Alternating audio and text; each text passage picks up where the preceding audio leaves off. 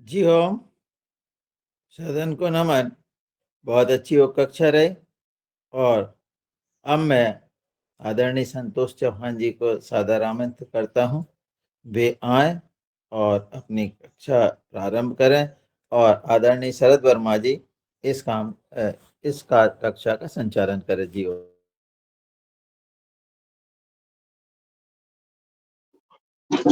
आदरणीय संतोष सर जी को सादर आमंत्रित। संतोष सर।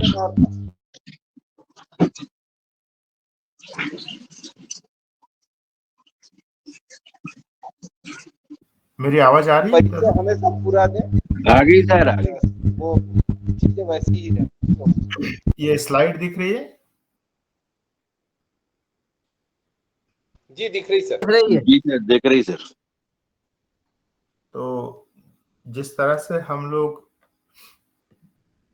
नई नई जो तकनीकें हैं, बहुत सी सरल सी तकनीकें हैं, उन सब तकनीक को सीखने का प्रयास कर रहे हैं।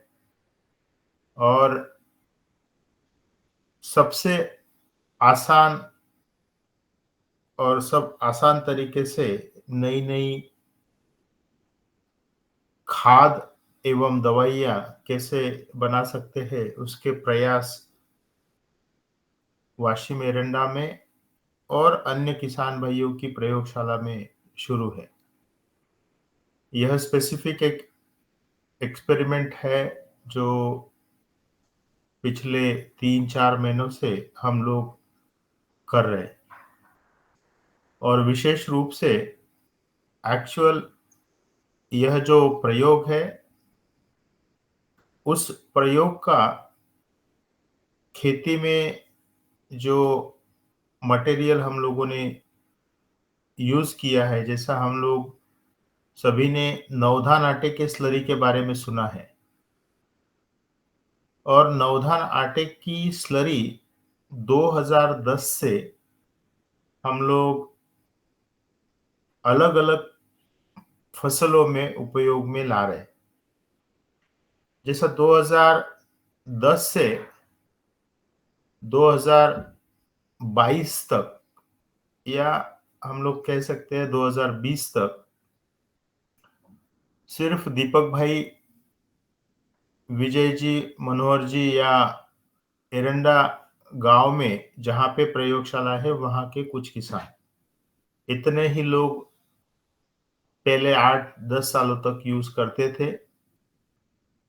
और जब उसके परिणाम हम लोगों ने देखे अलग अलग खेतों में, अलग अलग फसलों में, तब से हमने अन्य किसान भाइयों को इस तकनीक के बारे में बताना शुरू किया। और 2022 में जब गवर्नमेंट ऑफ महाराष्ट्र ने 20 प्रयोगशाला एवं एक प्रशिक्षण केंद्र, इसको जब मान्यता दी,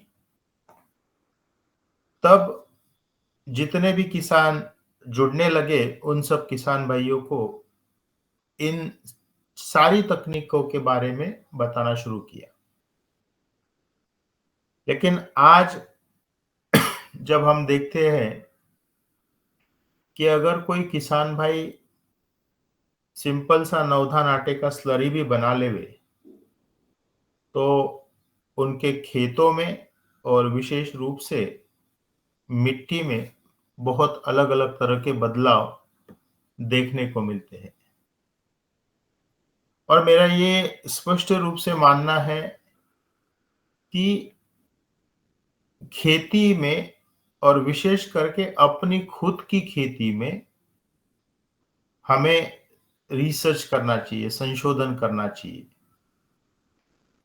और इसका बेसिक रीजन यह है कि अपने खुद के खेत की मिट्टी, खुद के खेत में उपलब्ध पानी और वहां का वातावरण, विशेषता वहां की हवा, यह बदलते रहता है। जैसा मान लो, अगर हम नर्मदापुरम की बात करें, शरद भैया के खेत की बात करो, या दादू की खेत की, जो एक ही जिला है, लेकिन दोनों की परिस्थितियां अलग होती है, मिट्टी अलग होती है, पानी में अंतर होता है, और उस वजह से हमें अपने अपने खेतों में इन सब चीजों के प्रयोग करना जरूरी होता है। और जब नवधा नाट्य के स्लरी के रिजल्ट हम लोगों ने देखे, तो यह विश्वास हुआ कि यह तो बहुत सरल है, और बहुत सरल अगर चीज हम लोग किसान भाइयों तक यह पहुंचाने का काम करे, तो मेरा यह मानना है कि आज दुनिया भर में हर कोई दुनिया भर में मिट्टी सुधार कार्यक्रम में जुड़े हैं। मिट्टी सुधरना चाहिए, यह प्रयोग हो रहे।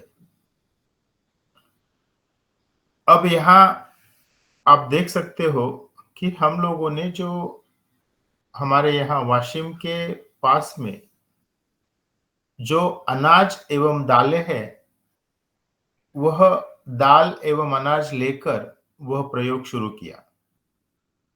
और प्रयोग किया मतलब क्या है कि मान लो यहाँ आप देख सकते हो चित्र में, गेहूं है, चावल है, राजमा है, चना है, मूंग है, ऐसे अलग अलग तरह के 15 अनाज लिए, दालें ली, और उन अनाज में सिंपल सा पानी डाला है या छाछ डाली है।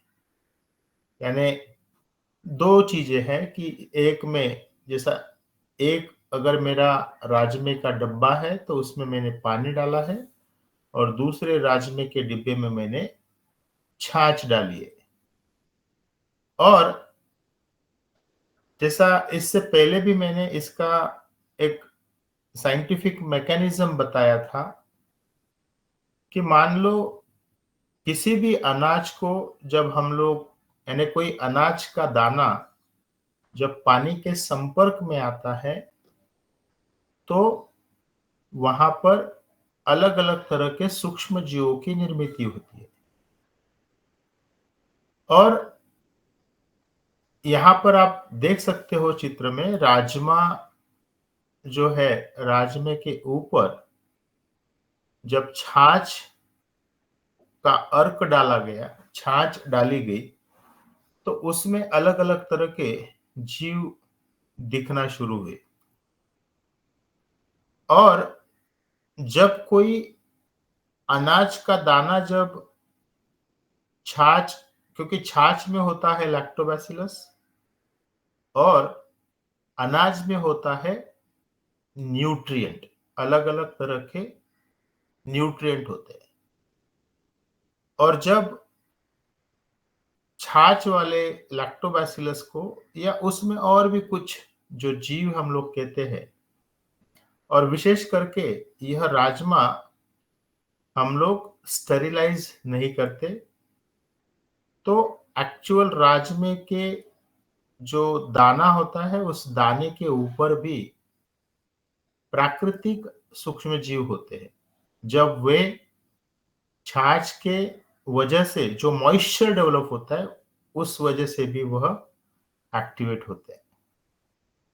तो सूक्ष्म जीव इस राजमे जैसे अनाज के दाने में से जो न्यूट्रिएंट होते हैं, उसका उपयोग करके अलग अलग तरह के अर्क बनाते हैं। और वही अर्क यहाँ 15 तरह के अनाज और 15 तरह की बोतलें आप सभी को दिख रही है।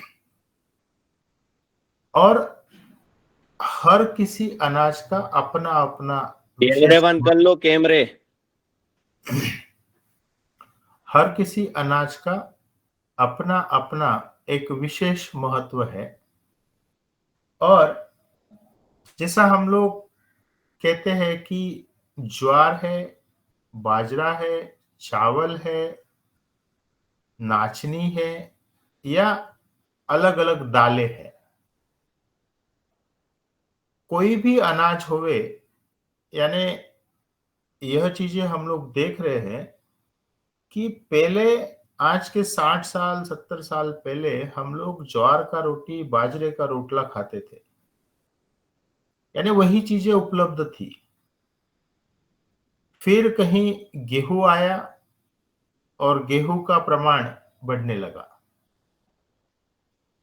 और आज उसी गेहूं से जो मैदा होता है, उस मैदे का ब्रेड हम लोग खाना शुरू किए, और उसी ब्रेड से, जैसा पिज्जा है, बर्गर है, ये सारी चीजें बनना शुरू हुई। और जिस तरह से मान लो पिज्जा का बेस बनता है, बर्गर का बेस बनता है, तो उसमें जब पानी का संपर्क होता है तो सूक्ष्म जीव उसमें डेवलप होना शुरू होते हैं। कहने का मेरा यही मतलब है कि सूक्ष्म जीवों का निर्माण करना इतना भी दिक्कत का विषय नहीं है, वे अपने आप भी डेवलप होना शुरू होते हैं। अब यहां विषय, जैसा 15 तरह के अनाज लेने का रीजन क्या है, उसका यही रीजन है कि इसमें कार्बोहाइड्रेट है, किसमें प्रोटीन्स है, किसमें फैट्स है। और अगर हम लोग भी अपने खुद के थाली में अगर झांक कर देखें, तो हमारे थाली में हमें गेहूं की रोटी के साथ में तुअर का दाल होता है या मूंग का दाल होता है, और उसी के साथ में कहीं ना कहीं घी वगैरह हम लोग खाते हैं। तो गेहूं का रोटी मतलब कार्बोहाइड्रेट, तुअर या मूंग का दाल मतलब प्रोटीन, और उसमें अगर हम लोग घी डालकर खाते हैं तो वो हो गया फैट्स। और इसके साथ में हम लोग ककड़ी है, टमाटर है, ये सब चीजें हम लोग खाते हैं, जिसमें से हमें अलग तरह के मिनरल्स मिलते हैं। और विशेष रूप से जैसा आपने देखा होगा कि ककड़ी जो होती है, उस ककड़ी में 95% से ज्यादा पानी होता है। तो इन सब में मिनरल्स, मोस्टली मिनरल्स हमें मिलते हैं। और जिस तरह से हम लोगों के भोजन में हमें कार्बोहाइड्रेट है, प्रोटीन्स है, फैट्स है, मिनरल्स है, इसका विशेष महत्व हमारे शरीर के डेवलपमेंट में होता है। और उसी तरह किसी भी सूक्ष्म जीव को उसका निर्माण अगर करना है, तो हमें उस सूक्ष्म जीव को अपना भोजन देना जरूरी है। और एक चीज जो मैं बार बार कहता हूं कि 1960 से हम लोगों ने खेती में जो बदलाव लाया, हमने सिर्फ नाइट्रोजन, फास्फोरस और पोटेशियम देना शुरू किया, और सूक्ष्म जीवों का जो भोजन है, वह भोजन हम लोगों ने नहीं दिया, और उसके ही विपरीत परिणाम आज हम लोग देख रहे हैं। यानी जिस तरह से मिट्टी में से सूक्ष्म जीव और अन्य जो जीव है, एक चित्र मैंने इससे पहले भी बहुत बार आपको दिखाया, पिछले 4 महीने से वह चित्र मैं दिखाता हूं कि मिट्टी के नीचे, मिट्टी के अंदर अलग अलग तरह के जो सूक्ष्म जीव है, जिसमें मुख्यतः जीवाणु है यानी बैक्टीरिया है, जिसमें फंगस है, उसके बाद में निमैटोड है, प्रोटोजोआ है, केचुआ है, हनी बीज है, या अन्य तरह के प्राणी, जैसा आज धरती पर हम लोग गोमाता है, पंछी है। तो इनका अपना अपना एक भोजन होता है। और हम लोगों ने सिर्फ नाइट्रोजन देकर इन जीवाणुओं को खत्म किया है। और आज इस तरह की परिस्थितियां हुई हैं कि 80% सूक्ष्म जीवों की संख्या अलग अलग जगह पर खत्म हो चुकी है। और एक चीज यहां पर हम सभी लोग इसके जो विपरीत परिणाम है वे देख पा रहे हैं। आप देखिए, यानी मैं अभी महाराष्ट्र की अगर बात करूं तो पिछले 6 महीने से बारिश हो रही है। यानी मई महीना में बारिश शुरू हुई और कल तक बारिश थी। आज भी बारिश जैसा वातावरण है। अब आप सोचिए कि जहां हम लोगों की बारिश जो 4 महीने का चक्र था वह अगर 6 महीने का चक्र हो गया और बारिश जितनी होती थी उससे ज्यादा होने लगी और कहीं पर सूखा होता है, तो यह चक्र बिगड़ने के पीछे इन सूक्ष्म जीवों की संख्या या अन्य जीवों की संख्या कम हो चुकी है। और हम लोगों ने एक चीज और भी देखी थी, यानी इस साल स्पेसिफिकली महाराष्ट्र में कुछ कुछ जिलों में ऐसी परिस्थितियां हुई कि जैसे मिट्टी बहकर चली गई। इतनी बारिश हुई कि मिट्टी तकात वहां से निकलकर चली गई। और ये जो सूक्ष्म जीव यहां आपको दिख रहे हैं, जैसा ये जो 15 अलग अलग तरह की छोटी छोटी बोतलों में जो लिक्विड दिख रहा है, उस लिक्विड के अंदर अलग अलग तरह के ग्लू बनते हैं। ग्लू का मतलब जैसा हम लोग कहते हैं गोंद होता है, गोंद जो सब चीजों को चिपका कर रखता है, जैसा फेविक्विक हम लोगों ने नाम सुना है। तो मिट्टी और जड़ों को जोड़ के रखने के लिए कुछ ग्लू या फेविक्विक जैसे मटेरियल सूक्ष्म जीव निर्मित करते रहते हैं और वे उस मिट्टी को पकड़ के रखते हैं। और सूक्ष्म जीवों की संख्या ही कम हो चुकी, उस वजह से ये सारी दिक्कतें आज हमें देखने को मिल रही है। अब इन 15 का जो महत्व है, जैसा मैंने कार्बोहाइड्रेट, प्रोटीन्स, फैट्स, लिपिड्स या मिनरल्स का बात किया, उसी तरह के न्यूट्रिएंट इन सभी में पाए जाते हैं। अब एक चीज और होती है, जैसा हम लोग अपने खुद के घरों का एक एग्जांपल अगर हम लोग लेवे तो कुछ कुछ समय हमें हमारे घर में कॉकरोच देखने को मिलते हैं। कुछ समय हमें हमारे घर में विशिष्ट तरह की कीड़े हमें देखने को मिलते हैं। कुछ समय हमें अपने घरों में मच्छरों का प्रादुर्भाव दिखता है, या कभी कभी हम लोग देखते हैं कि हमारे घर में पंछी भी आते हैं। तो ये सारे जितने भी जीव है, ये सारे जीव जितने घर में है, अगर आप अपने खेत में झांक कर देखे, आंखें खुली रखकर देखे, तो खेतों में बड़े पैमाने पे अलग अलग तरह के जीवों को हम लोग देख सकते हैं। और ये जीव घर में या वहां पे आने के पीछे कुछ ना कुछ रीजन होता है। और विशेष रूप से, जैसा मैंने एक बार या बहुत बार एग्जाम्पल भी दिया, कि जब रामायण में कुंभकर्ण को उठाना था तो विशिष्ट तरह के भोजन का वहां पे भोजन रखा गया और उसकी जो खुशबू होती है, उस खुशबू की वजह से कुंभकर्ण जागा। और उसी तरह अलग अलग जो जीव है उनके अपने अपने भोजन होते हैं, और वे भोजन जब तक हम लोग मिट्टी में नहीं देंगे तब तक वे जीव एक्टिवेट नहीं होंगे।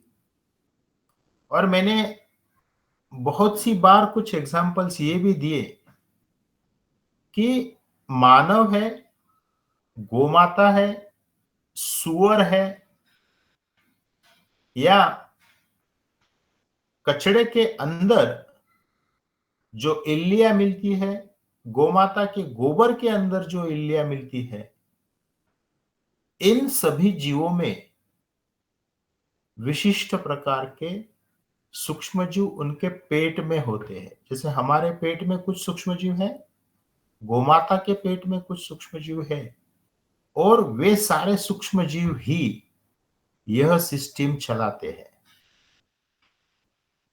और उन सूक्ष्म जीवों को अपने अपने विशिष्ट भोजन ही मिलना जरूरी होता है। यानी आज हम लोग अपने अपने शरीर का अगर एक एग्जाम्पल देवे तो ज्वार और बाजरे की रोटी जो भी किसान भाई या जो भी बंदा खाता है उसे डाइजेशन के प्रॉब्लम्स नहीं होते हैं।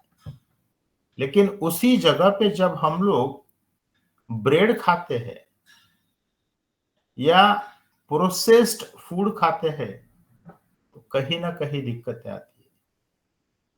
कहने का मतलब यह है कि जिस तरह से हम लोगों ने अपने भोजन में बदलाव लाया उसी तरह हम लोगों ने मिट्टी के भोजन में बदलाव लाए। जहां 1960 से पहले गोमाता का सिर्फ गोबर या बकरी की लेंडी या बकरी खाद हम लोग जो देते थे वह भोजन हम लोगों ने बदला और उसकी जगह हम लोगों ने केमिकल फर्टिलाइजर्स जो आसानी से अवेलेबल होते हैं वे देना शुरू किया। तो अब जब किसी सिस्टम को हम लोग बदलेंगे और विशेष रूप से अगर हम लोग भोजन बदलेंगे तो आप लोग समझ सकते हो कि अगर भोजन ही नहीं मिलेगा तो शरीर कैसे बनेगा, और अगर शरीर ही नहीं बनेगा तो बाकी चीजें कहां से आएगी। और वही चीज मिट्टी के साथ हुई है, वही चीज पौधों के साथ हुई है।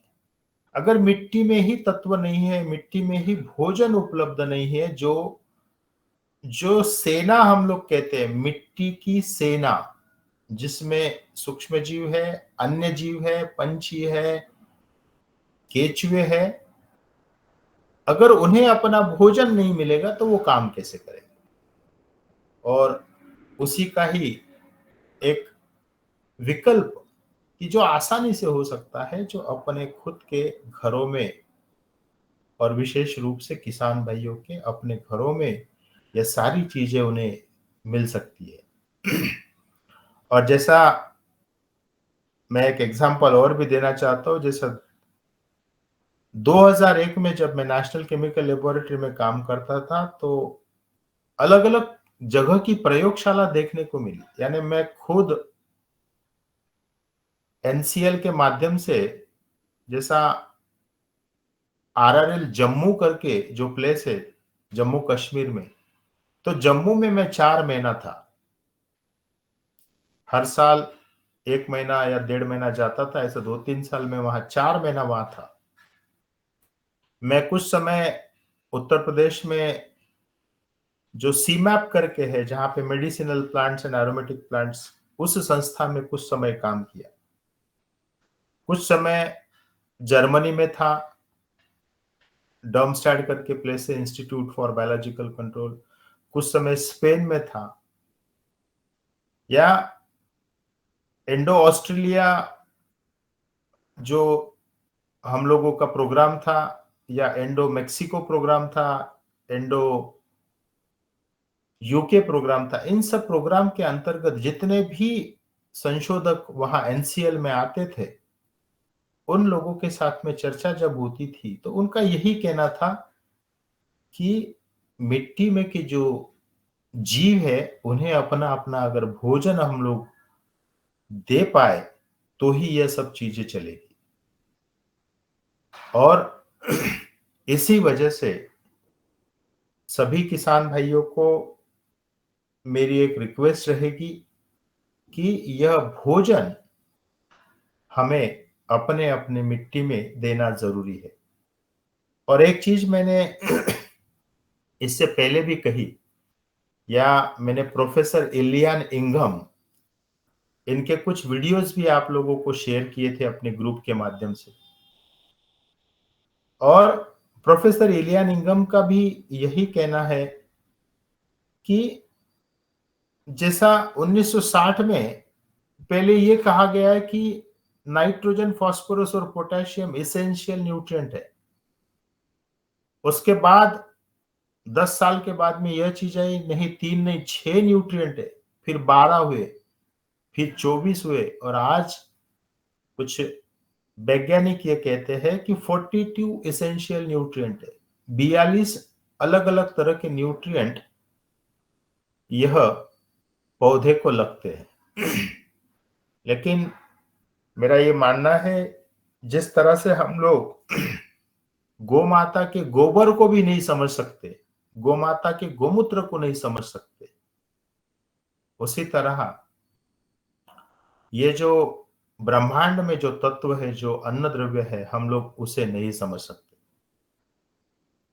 और हर किसान भाई को एक चीज समझना चाहिए कि सारी चीज हमारे बगल में है, हमारे खेत में है।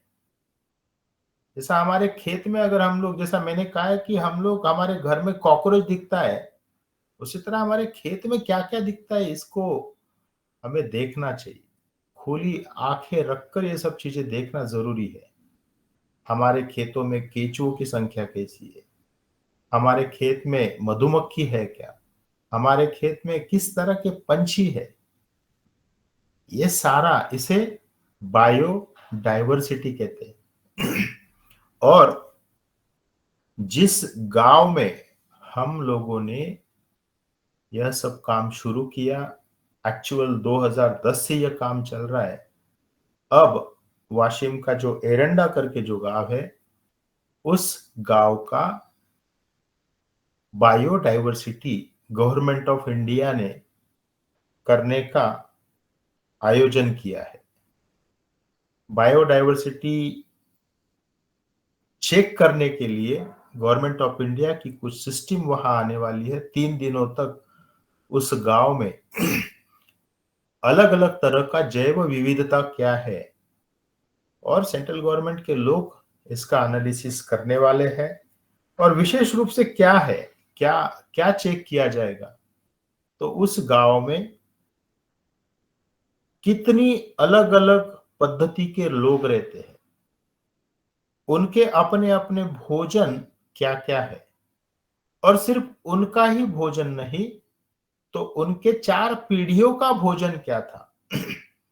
यानी अगर आज मैं अभी यहाँ पर एक छोटा सा एग्जांपल देना चाहूँ, तो यहाँ पे हम लोगों के ग्रुप में दादू है, तुलाराम जी जैसे जो व्यक्ति है, जिनकी उम्र 70 से ऊपर है, उन्हें अगर हम लोग पूछे कि वे जब 10 साल के थे तो उनका नाश्ता क्या था, उनका भोजन क्या था, दोपहर का भोजन और रात्रि का भोजन, और आज दादू के घर में ही जो उनके पोते हैं, पोतियां है, या हम लोगों के घर में जो जो सामने वाली जो पीढ़ियां है, उनको क्या पसंद है, दादू को क्या पसंद है, तो इस तरह का यह एनालिसिस उस गांव में किया जाएगा 4 पीढ़ियों तक।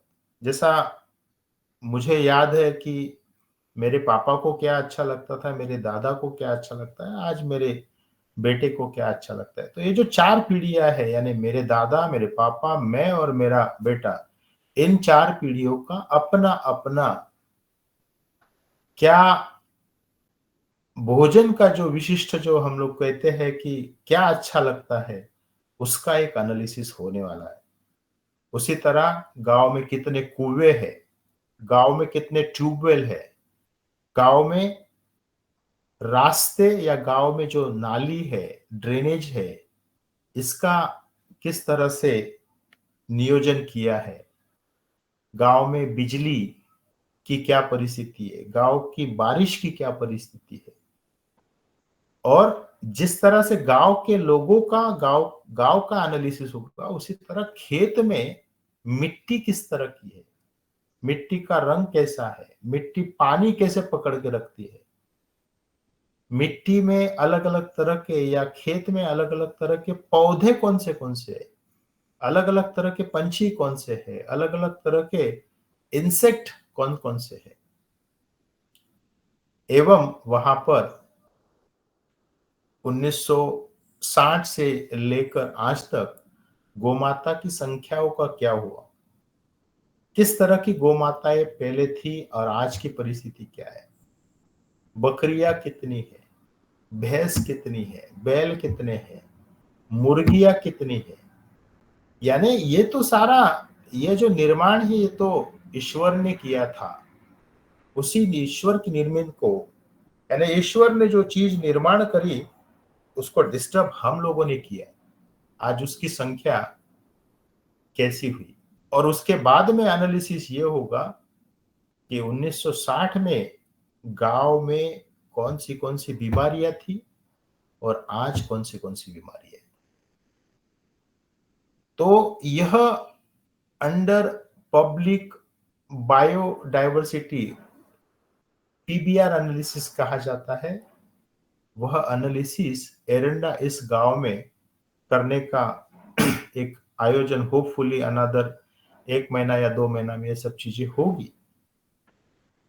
और वह क्यों करना है, क्योंकि वहां पर कुछ खेतों में जो 15 सालों से जैविक के ऊपर ज्यादा फोकस करके ये काम किया गया, तो वहां की बायोलॉजिकल डाइवर्सिटी, यह सब चीजें एनालिसिस होगी। और यह बायोडाइवर्सिटी अगर बढ़ाना है तो हमें जितने भी जीव है उनको अपना अपना भोजन देना बहुत जरूरी है। और यह बहुत आसानी से सारे भोजन बन जाते हैं। मेरा यही मानना है, जैसा पिछले 2 दिन यहाँ महाराष्ट्र गवर्नमेंट ने और आईसीआर न्यू दिल्ली के माध्यम से एवं हमारे महाराष्ट्र कृषि विभाग के माध्यम से एक मीटिंग हुआ। इस मीटिंग में जो चारों विश्वविद्यालय है महाराष्ट्र के, उस विश्वविद्यालय के वाइस चांसलर्स, जितने भी आईसीआर इंस्टीट्यूट्स है महाराष्ट्र के, उन सभी इंस्टीट्यूट के डायरेक्टर, इन सभी लोगों का एक गैदरिंग यहाँ था पूना में। और सबसे बड़ी बात उस गैदरिंग में, जैसा आप सभी को माइक्रोसॉफ्ट यह नाम पता है, बिल गेट्स, माइक्रोसॉफ्ट की 25 से 30 लोगों की टीम ऑनलाइन अमेरिका से अवेलेबल थी मीटिंग में, एवं उनके 5 से 6 लोग जो पूना बेस्ड या बॉम्बे बेस्ड है, वो लोग यहां मीटिंग में उपलब्ध थे। और सभी लोगों का एक विषय चल रहा था। यानी मीटिंग किस वजह से थी कि खेती और खेती में के जो प्रॉब्लम्स है वे प्रॉब्लम्स कॉम्प्लेक्स है। यानी सिंपल भाषा में कहा जाए तो कठिनाइयां बहुत होती जा रही है। खेती के जो प्रॉब्लम्स है वो सॉल्व करना अब आसान हो नहीं रहा है। अगर कोई चीज ज्यादा दिक्कत वाली होती है तो वह किसी अकेले से सॉल्व नहीं हो सकती। और जो हम लोग भी पिछले 1.5-2 साल से जो चीज पे बात कर रहे कि खेती के जो प्रॉब्लम्स है, एक किसी बंदे के माध्यम से उसमें सॉल्यूशन नहीं मिलेगा। हमें मिलजुल कर ये सारे प्रयास करना जरूरी है। यानी वहां पर मीटिंग इस वजह से थी कि चारों विश्वविद्यालय एक साथ में मिलकर काम करें। लेकिन आज की परिस्थितियां ऐसे है कि 4 भाई एक साथ में काम करे, यह भी दिक्कत का विषय है। तो मिलजुल कर अगर हम लोग काम करेंगे तो खेती के ये जो बड़े बड़े प्रॉब्लम्स लग रहे वो प्रॉब्लम्स आसान होंगे, ऐसा मेरा मानना है। और मैं क्यों कहता हूं, क्योंकि जो सूक्ष्म जीव बहुत दिक्कत से बनता है, जो मैंने 1995 में जब फर्स्ट टाइम माइक्रोबायोलॉजी में एडमिशन लिया तो जब वो सब मशीन्स देखता था मैं, लैमिनार है, हेफा फिल्टर्स है, अलग अलग तरह की तकनीकें, तो तब लगता था कि अरे इसे कुछ स्पेशलाइज्ड इक्विपमेंट्स की जरूरत होती है। लेकिन जैसे जैसे धीरे धीरे काम करते गए और आज तो ये चीज पता चल रही है कि आप अनाज के दाने को पानी में डालिए, आपके सूक्ष्म जीव का निर्माण होता है। आप अनाज के दाने को छाछ में डालिए, सूक्ष्म जीव का निर्माण होता है। और अब हम लोग ये सोच रहे हैं कि जैसा दही बनाने के लिए दूध का उपयोग किया जाता है, तुअर के दाल से दही बनेगा क्या, यह आने वाला समय बताएगा। चने की दाल से दही बनेगा क्या, यह आने वाला समय ही प्रयोग के माध्यम से बताएगा। यानी अगर हम लोग कंटिन्यूअसली कुछ न कुछ काम करते हैं, किसी प्रॉब्लम को सॉल्व करने के लिए उसका जवाब मिल जाता है। और अगर हमें हमारे खेत में केचुआ है, पंछी है, मधुमक्खी है, या जो जीव हमारे खेत के लिए उपयुक्त है, उनको अगर बढ़ावा देना है, तो कौन सी चीज केचुओं के अच्छी लगती है, कौन सी चीज मधुमक्खी को अच्छी लगती है, इसका हमें संशोधन करना जरूरी है। और मेरा ये स्पष्ट रूप से मानना है, जब तक किसान भाई खुद अपने खेतों में ये प्रयोग नहीं करेगा, उनके खेतों की बायोडायवर्सिटी नहीं बढ़ सकती। अभी जैसा हम लोगों ने बाकी सब चीजें तो देखी है, मैं अभी उसके ऊपर यहाँ पे चर्चा नहीं करूंगा, लेकिन एक चीज मैं यहाँ पे और दिखाना चाहता हूं कि जैसा एरंडा गांव में जो हम लोगों ने काम किया, एरंडा गांव में एक प्रयोगशाला 2020 में हुई, और मैं हर बार डेटा की बात करता हूं कि डेटा का अपना विशेष महत्व क्या है। और मेरा सिंपल सा कहना है, मैं बहुत बार मेरी नाराजगी भी दिखाता हूं कि हम लोग हर शनिवार यहां जुड़ते हैं, लेकिन डेटा के बारे में अगर हम लोग बात करें तो कहीं ना कहीं हम लोग डेटा नहीं बनाते, उसके बारे में चर्चा नहीं करते। यहाँ पर मैं एरंडा की जो टीम है, हमारे दीपक जी, विशेष रूप से यहाँ पे जो मनोहर जी है, मनु, आप में से बहुत से लोग एरंडा आकर गए हैं, तो मनु ने जो काम किया है पिछले 15 सालों में, उसका लेखा जोखा मैं यहाँ पर रखना चाहता हूँ। यानी हम लोग पहले 2010 से 2018 तक तो खुद ही करना सीखे कि जैविक का क्या महत्व है। धीरे धीरे जैविक का प्रमाण बढ़ाया और केमिकल का प्रमाण कम किया। लेकिन उसके बाद जब 2020 से हम लोगों ने प्रयोगशाला शुरू कर 2022 में अलग अलग प्रयोगशाला हुई, तो जो किसान है वो खुद एरंडा में आना शुरू हुए, और टोटल अगर किसानों की संख्या जो एरंडा के साथ में जुड़ी है, वह है 7,966। 7,966 किसान एरंडा के लैब के साथ में जुड़े हैं। यहाँ पर आप लोग देख सकते हो, ये दिख रहा है शरद भैया, एक्सेल फाइल दिख रही है जो नाम जी लिखे जी हैं? जी दिख रही है। जी दिख रही है सर, दिख रही है।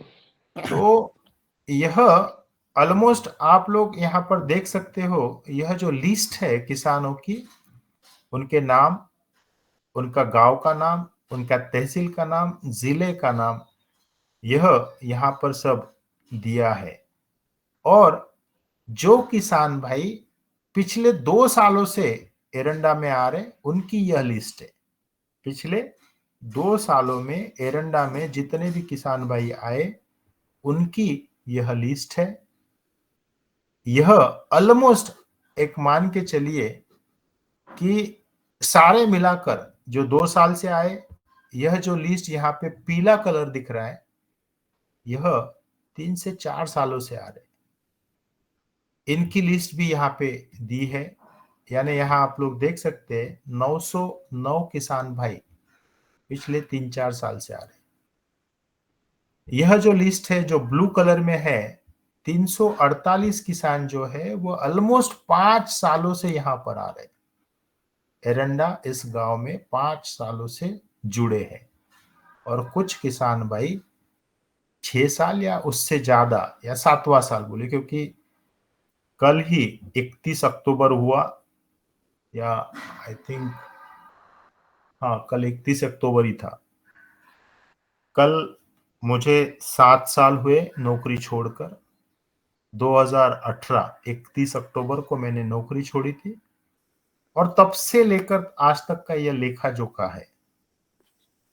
यानी जो किसान भाई 6 साल या उससे ऊपर जुड़े हैं वे 98 किसान है, 98 किसान है। जो किसान भाई 5 से सालों से जुड़े हैं वे 348 है।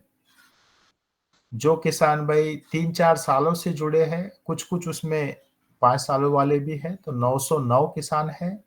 और जो किसान भाई पिछले 1-2 सालों से जुड़े हैं उनकी जो संख्या है वह संख्या ऑलमोस्ट 6,500-7 हजार के आसपास कुछ आंकड़ा है। तो यह जो डेटा की मैं हमेशा बात करता हूँ वह डेटा हमें अपने अपने खेतों का भी रखना जरूरी है। यहाँ पे आप देख सकते हो 6,611 किसान भाई पिछले 1 या 2 साल में जुड़े हैं। अब आप सोचिए कि जहां 4 किसानों से शुरुआत हुई और पिछले 2 साल में 6,000 किसान भाई वहां पे बढ़ोतरी हुई। तो यह चीज कब होगी? जब हम डेटा मेंटेन करेंगे और डेटा मेंटेनेंस के माध्यम से अब और एक यहाँ पर एक शीट है, मैं आपको वह शीट भी यहाँ पर दिखाता हूं।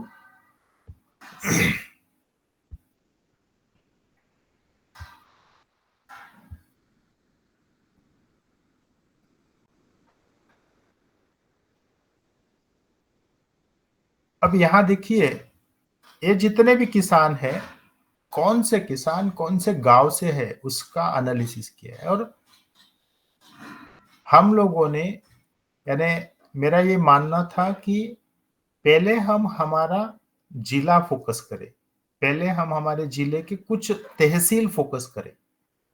तो 3 ऐसे या 4 ऐसे तहसील है, या विशेष रूप से कहा जाए तो 3 ही ऐसे तहसील है जो एरंडा गांव के पास में है। जैसा एरंडा यह मालेगांव तहसील में है, मालेगांव तहसील को लगकर ही वाशिम तहसील है और दूसरी बोर मंगरूल करके एक तहसील है। और ये 3 तहसीलों के ही किसान 90% या 95% है। और वे 3 तहसील क्यों है? क्योंकि आसानी है, पास में है, अवेलेबल है। जैसा हम लोग कहते हैं कि अवेलेबिलिटी बहुत इंपॉर्टेंट है। अगर आपके यहाँ कोई चीज अवेलेबल है तो उसका लोग उपयोग करना शुरू करते हैं। अगर वह अवेलेबल नहीं है तो उसे महत्व नहीं दिया जाता। और यहाँ आप देख सकते हो कि जो एरंडा करके गांव है 462 किसान जुड़े हैं। अब यह आंकड़ा इतना विशेष क्यों है? क्योंकि एरंडा इस गांव की जो पॉपुलेशन है वह 3,500 है। मान लो, एक्चुअली अब ये आगे का एनालिसिस होना शुरू किया है, मान लो 3,500 अगर पॉपुलेशन है, हर घर में अगर हम लोग ऑन एन एवरेज 4 लोग भी पकड़े तो 1,000 फैमिली है।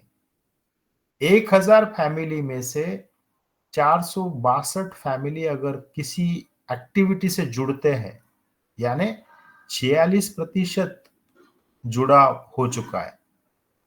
और उसी तरह जो अलग अलग देहात है, गांव है, उसका डेटा कि एरंडा के पास में ही राजाकिनी है, वनोजा है, कार्ली है, सावंगा है, ये सारे देहात में से कितने कितने किसान जुड़े हैं, उनकी सारी लिस्ट है। और अब इसके आगे जो एक एनालिसिस होगा कि ये सारे किसान कौन सी फसलें लेते हैं, कौन सी फसलों में कितने कितने एकड़ पर यह ट्रायल हुई।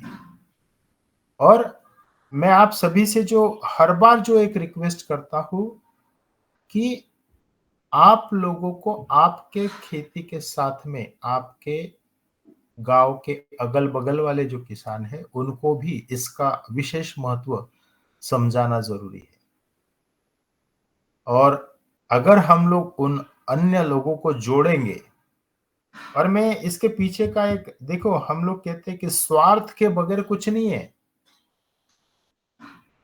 अगर हम लोग किसानों को जोड़ेंगे, हमारे आसपास के अगल बगल के, तो हमारे खेतों में जो आज हम लोग जहर डाल रहे हैं, बाजू वाले खेत का जहर मेरे खेत में आना ही है। शरद भैया कितना भी बोल ले कि मैं प्राकृतिक खेती करता हूं, लेकिन आप आपकी मिट्टी चेक कर लीजिए, आपकी मिट्टी में आपको जहर मिलेगा, आपको केमिकल फर्टिलाइजर मिलेगा। क्योंकि बाजू वाला किसान अगर आपके उसके बाजू के खेत में अगर वो केमिकल फर्टिलाइजर डालेगा, तो पानी को कोई नहीं रोक सकता, हवा को कोई नहीं रोक सकता। और विशेष रूप से आज हम लोग हमारे गांव से दूसरे गांव जाते हैं, तो या तो टू व्हीलर या फोर व्हीलर या बैलगाड़ी से जाते हैं, तो हवा को तो कोई नहीं रोक पाएगा। यानी आप कितना भी रोक लो, हवा को नहीं रोक पाओगे।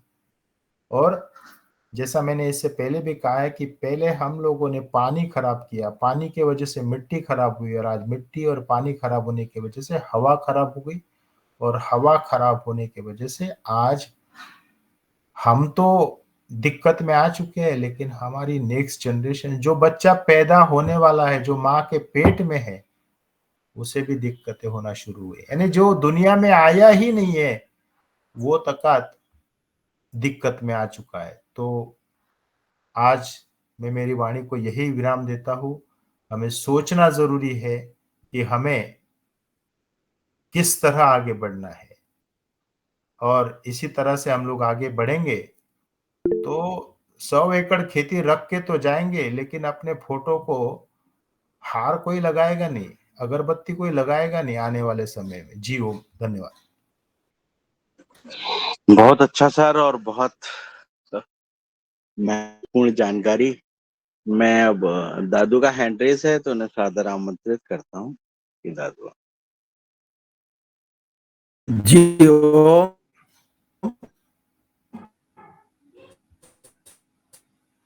सदन जी को दादू नमन। बोले।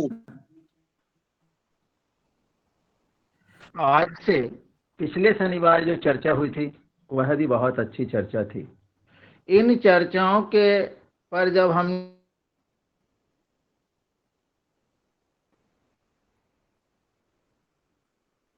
दादू आवाज ने ब्रेक हो रही। विचार किया,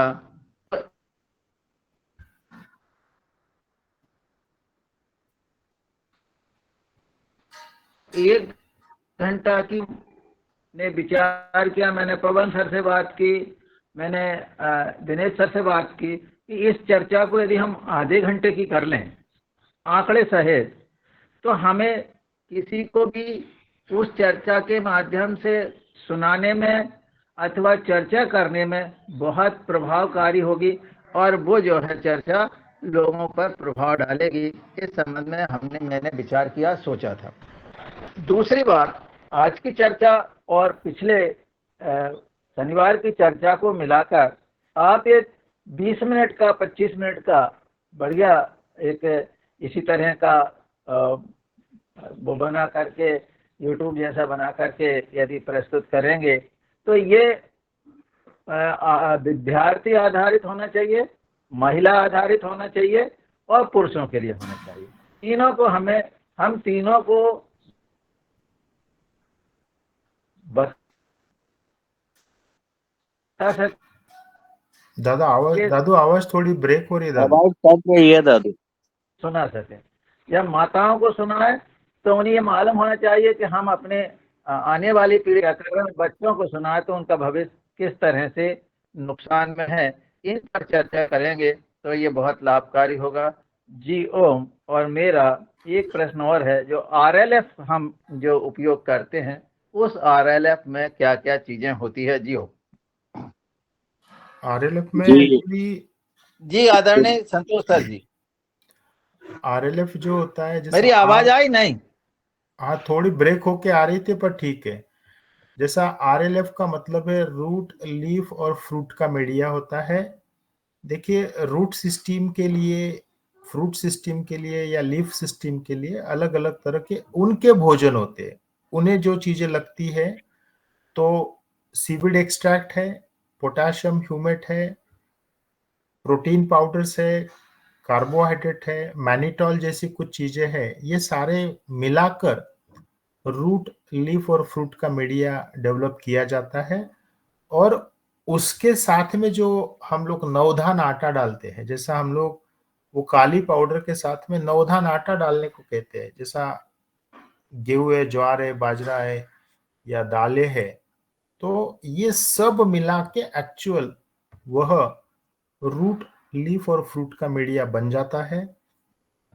और यह अगर हम लोग रेगुलर अगर दे, जैसा मैंने आज जो लिक्विड बताए 15 तरह के अलग अलग लिक्विड, तो अब उसी पर रिसर्च एंड डेवलपमेंट का काम हो रहा है कि अलग अलग अनाज, अलग अलग चीजें कैसे, क्योंकि रूट, लीफ और फ्रूट के मीडिया के माध्यम से इन अनाज में से भी कुछ तत्व हम लोग निकाल सकते हैं। जैसा मान लो कि गेहूं के आटे को हमें पहले तो उसका आटा गूंदना पड़ता है, फिर उसे हमें तपाना पड़ता है, तब चपाती बनती है। यानी वहां पर हीटिंग इन्वॉल्व है, हीटिंग प्रोसेस इन्वॉल्व है। तो यहां पर इन आटों में का तत्व निकालने के लिए कुछ विशिष्ट, जैसा सीविड एक्सट्रैक्ट का मैंने कहा है, तो सीविड एक्सट्रैक्ट कहाँ मिलता है? तो वह समुद्र में कुछ विशिष्ट तरह की वनस्पतियां कह सकते हैं हम लोग, अलगी कह सकते हैं। तो उस वनस्पति के माध्यम से यह आटे में का अर्क निकालने का एक प्रयास होता है। तो ये सारी चीजें, जैसा मैं अभी डिटेल्स में नहीं जाऊंगा, लेकिन धीरे धीरे हम लोग समझेंगे कि इस चीजों का उपयोग एज अ भोजन करके, जो फसल है उसका भोजन इस माध्यम से हम लोग दे सकते हैं। जीव।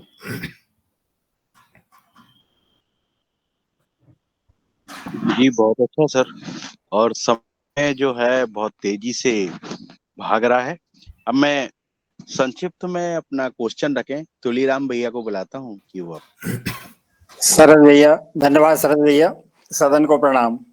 डॉक्टर साहब, एक थोड़ा सा मेरे मन में क्वेरीज आई। जो केंचुआ है जो विदेश से अपन वैज्ञानिकों ने बुलवाया, आइसिना फोर्टिना, और हमारे यहाँ जो प्राकृतिक रूप से बरसात में निकले आते हैं और हमारे खेतों में है, इसमें से बेहतर कौन सा है? जो बर्मी बेड है उसमें ये आइसिना फोर्टिना डालना चाहिए या हमारा देसी का केंचुआ डालना चाहिए?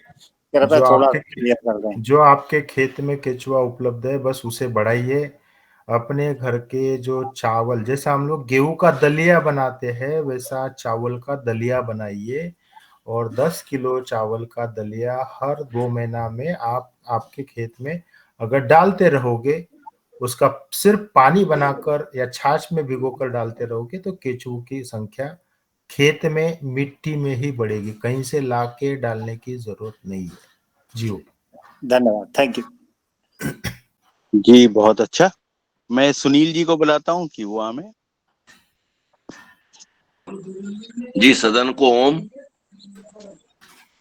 डॉक्टर साहब ने बहुत शानदार जानकारी दी है, लेकिन एक प्रश्न मेरे मन में आया अभी जब उन्होंने कहा कि चावल का दलिया बना करके खेत में डालें, तो क्या हम गायों को पका हुआ चावल खिलाएं तो उससे कोई फर्क पड़ेगा? नहीं, एक्चुअली क्या होता है कि देखो, चावल का आटा उससे ज्यादा दलिया का मैंने कहने का रीजन ये है कि कुछ कुछ चीजें जब तक हार्ड होती है, यानी जैसा मान लो चावल, उसका दलिया हार्ड रहेगा, लेकिन उसी चावल को पकाओगे तो वो स्मूथ होगा। तो कुछ चीजें हमें कच्ची देना चाहिए। यानी कहने का मतलब, आपको एक एग्जांपल, अभी मैं डिटेल में नहीं जाऊंगा, हम लोग आने वाले समय में देखेंगे। जैसा आज हार्ट पेशेंट है तो उसे पार्ले जी का बिस्किट नहीं खिलाया जाता, आज उसे कहते हैं कि भैया वो हार्ट वाला एक बिस्किट मिलता है वो खाइए। अगर आप उसका कंपोजिशन देखोगे ना, यानी वो बिस्किट में क्या है, तो जैसा गेहूं, जैसा व्हीट ब्रान जो कहते हैं, वो ब्रान होता है उस बिस्किट में, यानी वो गेहूं का छिलका।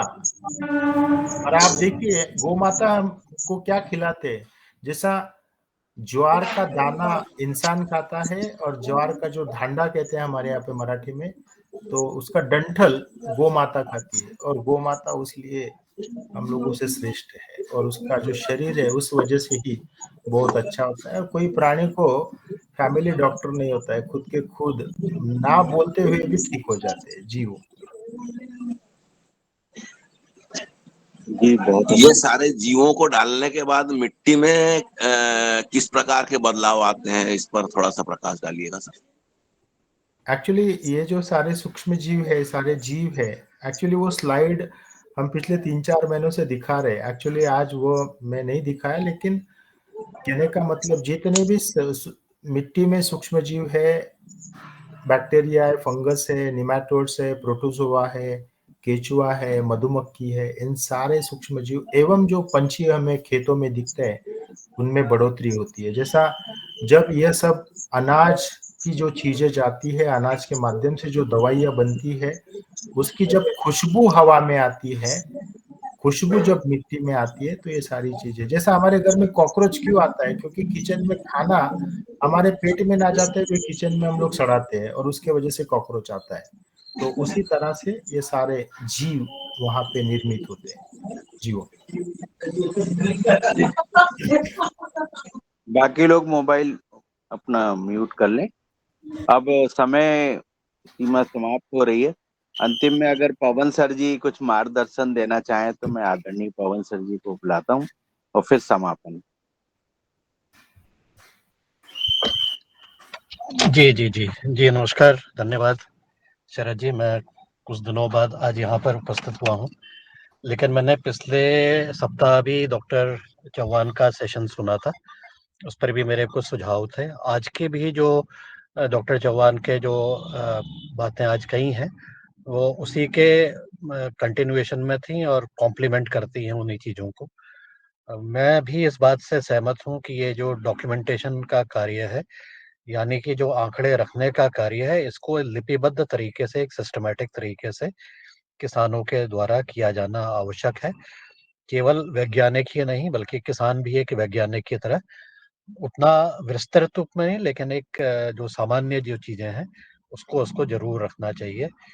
और पिछले इस वर्ष जब हम डॉक्टर चौहान के यरांडा में गए थे, तो वहाँ का जो उन्होंने रजिस्टर्स बनाए हैं, बहुत ही सुंदर तरीके से न केवल सारी जानकारी रखी है, बल्कि इतनी अच्छी भाषा, मतलब राइटिंग में रखी हुई है कि उसको देख के ही खुश हो जाते हैं और बहुत अच्छा लगता है कि ये इस तरह से काम हो रहा है। मेरा ये मानना है कि ये जितना भी डॉक्यूमेंटेशन करें या जो ऑब्जर्वेशन के जो पॉइंट्स हैं, इसका और सरलीकरण करने की आवश्यकता है। विशेष करके जैसा कि आपने बायोडायवर्सिटी के बारे में बताया कि उसका आपके वहाँ असेसमेंट होने वाला है। तो ये तो एक ज़रा-सी थोड़ा-सा साइंटिफिक तरीके से होगा, लेकिन मेरा अनुरोध ये है कि अगर किसान अपने खेत की बायोडायवर्सिटी का असेसमेंट खुद करना चाहे, तो उसके लिए क्या-क्या उसको करने पड़ेंगे। एक सरल-सा फ्रेमवर्क मेरे पास भी है, मैं आपके पास भी भेजूँगा, तो उसमें आप आवश्यक संशोधन करके या उससे और अच्छा बना करके, उसको भी आप इस पर विचार कर सकते हैं और इसको किसानों को दिया जा सकता है, जिससे कि वो समय-समय पर अलग-अलग ऋतुओं में उसका उपयोग करते हुए अपने खेत की जो बायोडायवर्सिटी है, जो खेत की स्थिति है, उसका वो स्वयं अध्ययन कर सकते हैं। तो इस तरह से एक सरलीकृत तरीके से वो डॉक्यूमेंट भी कर पाएँगे और उससे उनको ज़रा-सी प्रोत्साहन भी मिल पाएगा कि हम ये क्यों कर रहे हैं। क्योंकि आप जब तुलना अपने से ही करेंगे, तो फिर आपको बाहर से कुछ करने की आवश्यकता नहीं है। बाहर से आपको रेफ़रेंस लेने की ज़रूरत है, लेकिन सुधार कितना हुआ है, ये तुलना आपने स्वयं के अपने खेतों से करने की ज़रूरत है। तो ऐसा एक छोटा सा फ्रेमवर्क है बनाया हुआ है, केवल उसमें हाँ या नहीं लिखना है। ऐसा करते हुए और इसमें जो कुछ सुधार हो सकता है मेरा सुझाव है। और इसके अलावा और भी ऐसी सरल चीज़ें जो कि अनिवार्य रूप से हर एक किसान को रखनी चाहिए, उसके ऊपर भी अगर हम बना सकें, एक मॉड्यूल ही अगर बना लेंगे तो उसको उससे बड़ा लोगों को फ़ायदा होगा। और जो लोग इच्छुक हैं इस चीज़ को समझने के लिए और करने के लिए, वो निश्चित रूप से अपना आकलन स्वयं मूल्यांकन कर सकते हैं। उसको बाहर से किसी रिपोर्ट की, कोई स्टडी की, कोई सर्वे की उतनी ज़्यादा आवश्यकता नहीं होगी। तो इतना ही मेरा कहना है और मैं आपके इस प्रयास का अभिनंदन करते हुए अपनी वाणी को विराम देता हूँ। जी धन्यवाद, नमस्कार। जी बहुत अच्छा सर। एक्चुअली जो आपने चीजें कही है बहुत ही अच्छी है सर। हम लोग डेफिनेटली उस बारे में भी चिंतन मनन करेंगे। मैं आपसे पर्सनली भी बात करूंगा और देखते हैं इसमें और जितना अच्छे से, क्योंकि 3 दिनों तक वह सेंट्रल गवर्नमेंट का सिस्टम वहाँ रहेगा और वह सारी चीजें देखते हैं किस तरह से आगे जाती है। और जो भी डॉक्यूमेंट बनेगा आप सभी लोगों से शेयर भी किया जाएगा। जी ओम सर। बहुत अच्छा सर, और बहुत महत्वपूर्ण जानकारियां आज प्राप्त हुई हैं। आज की योगशाला मुन्नीलाल सर जी ने बहुत अच्छी कराई और आज संतोष सर जी ने बहुत महत्वपूर्ण बिंदुओं को रखा है। और सभी का, आज जितने लोग शामिल हुए सभी का बहुत बहुत आभार है। और कल फिर नए अतिथि के साथ, नए योग के साथ। प्रणाम। ओम। जी आज का समापन। जी ओम। जी ओम।